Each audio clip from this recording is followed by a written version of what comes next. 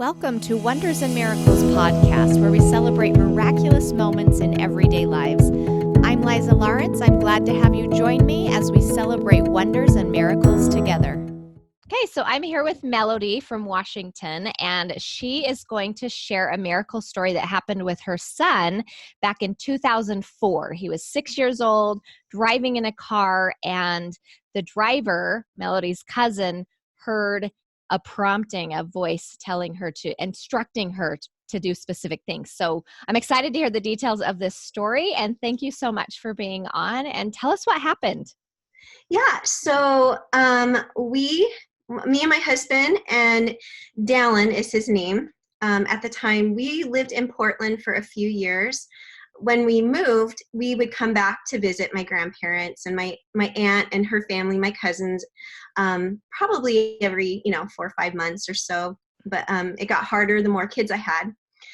So we had taken a trip down there to visit my grandparents. My parents were actually there as well.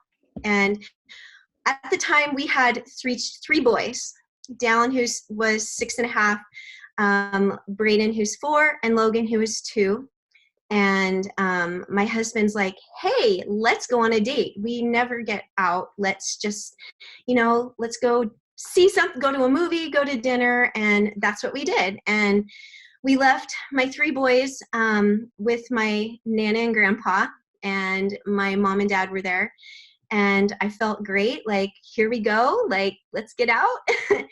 While we were gone, we left probably around noon. I think my mom had talked to her sister and said, hey, Dallin, which is my cousin, she wants to have Dallin over to come play with Derek and her son. And she's one of the sweetest cousins I have. I just love her. She's very faithful, very spiritual. The time she had a son, and anyway, me and Bryce had no idea, because at that time there was really no cell phone. There were some people that had them, but not everyone. And so she had come, picked up Dallin, and brought him over to my aunt's house, and we spent the day there. So that evening, her son Derek couldn't come back to bring him back to my Nana and Grandpa's house. But she had said, hey, Dallin, let's go. You need to get back home so I can get you back. So Dallin's like, okay, So she had a car seat, a normal car seat in her car that she was able to use. And she had come out to the car, and behind the driver's seat was the car seat. And she had opened the door and started putting him in. And she had a clear voice speak to her that said, put him in the front seat. And she's like, whatever, no, like, that's just, no, I don't do that. She obeys all the laws. She's like, she just ignored it. She's like, whatever. He was up in the seat. And again, she started putting the buckle on, and the voice was even louder and said, put him in the front seat. And it shook her. She kept going through her head, like, well, if I do that, I could get a ticket. He could get in a car accident. Like, what would happen? Like, I just can't do that. And for the last time, while she was buckling him, about ready to close the door, it came to her again, the voice, and it said, put him in the front seat. She's like, all right, that's it. I'll drive extra slow. I'll be extra careful. And of course, my 6-year-old's like, sure. She's like, Dallin, let's go get in the front seat. She's like, sure, why not? And I'm like, oh, I'm thinking, like, I guess maybe I need to talk to him about this. But yeah, anyway, so she puts him in the front seat, buckles him up really good, and they drive off. And while they were coming around a hill, and they were coming down, there was a stoplight at the bottom of the hill. And she was the first one at the stoplight, and she remembers she looked in her rearview mirror and could see a pickup truck, coming down the hill with 2 girls in it, and one of the driver being on her cell phone. And she remembers a feeling overcame her. This is not good. Like, something was going to happen. So she looked over at Dallin, braced herself, and sure enough, the truck plowed in the back of her car, took them over an embankment and into a ditch. Sorry, I get emotional still to this day. He's 21 now, but they were in the ditch, and she remembers looking over at him, and they were both shaken. And she remembers turning over her shoulder, and the car was literally right, like it was squished up against her back seat. She had been pushed forward, and she had broken her pinky, but that was it. Dallin wasn't touched. So ambulances come, firefighters come, and they got out, and they had to use like the jaws of life to pry the car open and get them out. And the first thing they said was, if there had been anyone in that back seat, they wouldn't have lived. They would have immediately just have, died. Wow. She remembers she got out, and Dallin, he was shaken, but he was the firemen, the ambulance, the EMTs checked him all over, nothing. He got to crawl up. He still remembers to this day crawling up in the fire truck, and all the firemen around him.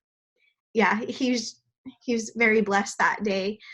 My cousin Delaney, she says, while she was waiting there, she was very, very overcome with fear, with just relief, she couldn't even explain the feeling she had. But she said that there was somebody there comforting her in a white robe, and he put his arms around her, just helped her until her family came. And then my dad, who had gotten the phone call that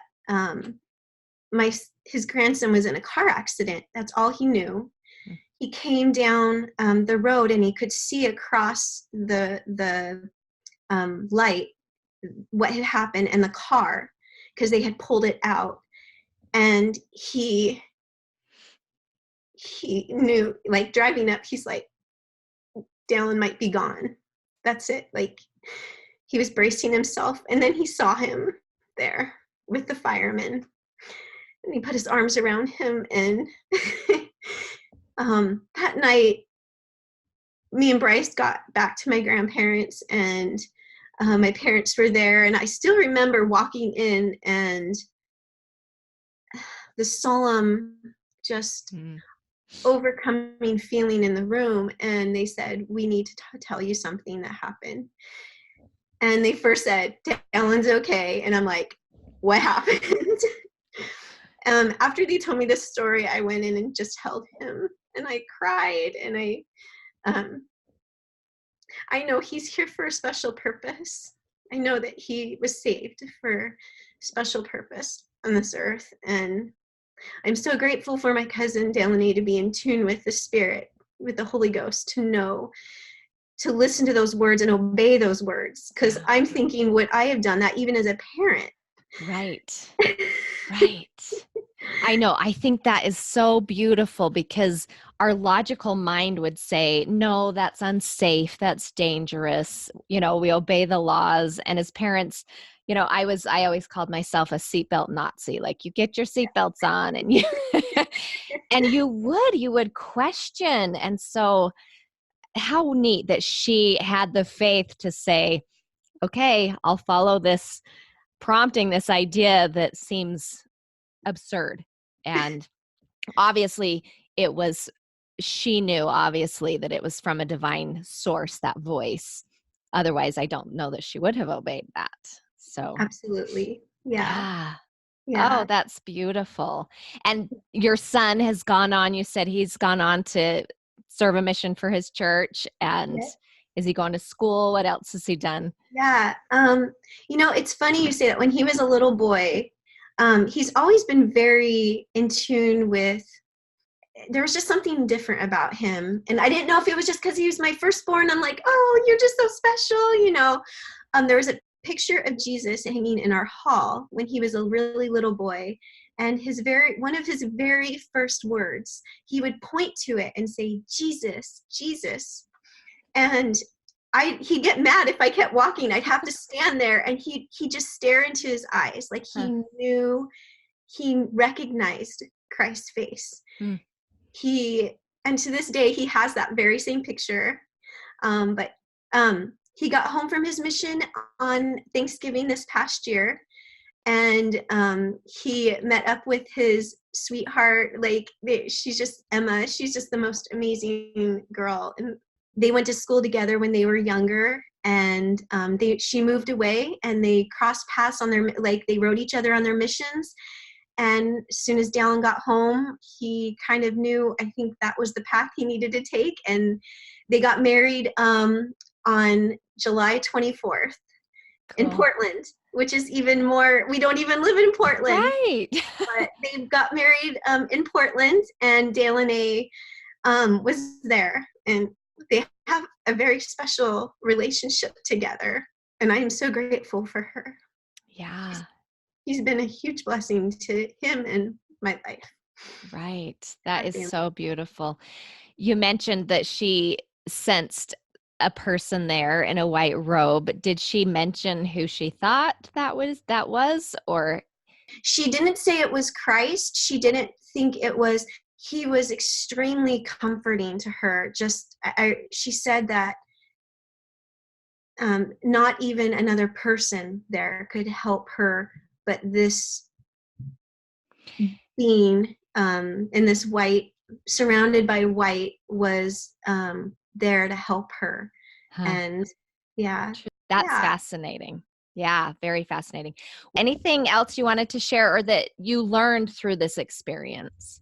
I've learned to obviously be more aware of the voices, whether they're loud, whether they're small, and when I'm prompted to do something, whether it's just to call a friend that keeps coming to my mind, or 9 times out of 10 they needed that to come to I've had many times where they're like, how did you know to call? Mm-hmm. And it's just, you just know. I mean, and I've learned that my son is here for a special purpose. And I don't know whether that's already been manifested in his mission, or whether has a bigger mission in life that he's got to do. But I know that this story has shaped him. He shared this story on his mission with others. And it's truly brought our family closer, and just helped us realize our Heavenly Father loves us, and he's here to help us on this journey in life. Yeah, I love that, and I totally agree.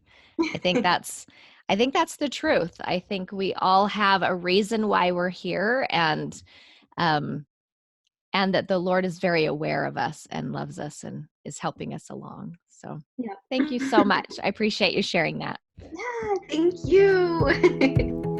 Thank you so much for listening to this miracle story. Please subscribe to my channel if you liked it. You can also find me on iTunes, Stitcher, Spotify. And remember to notice and celebrate miracles everywhere, because the more miracles we notice, the more miracles happen.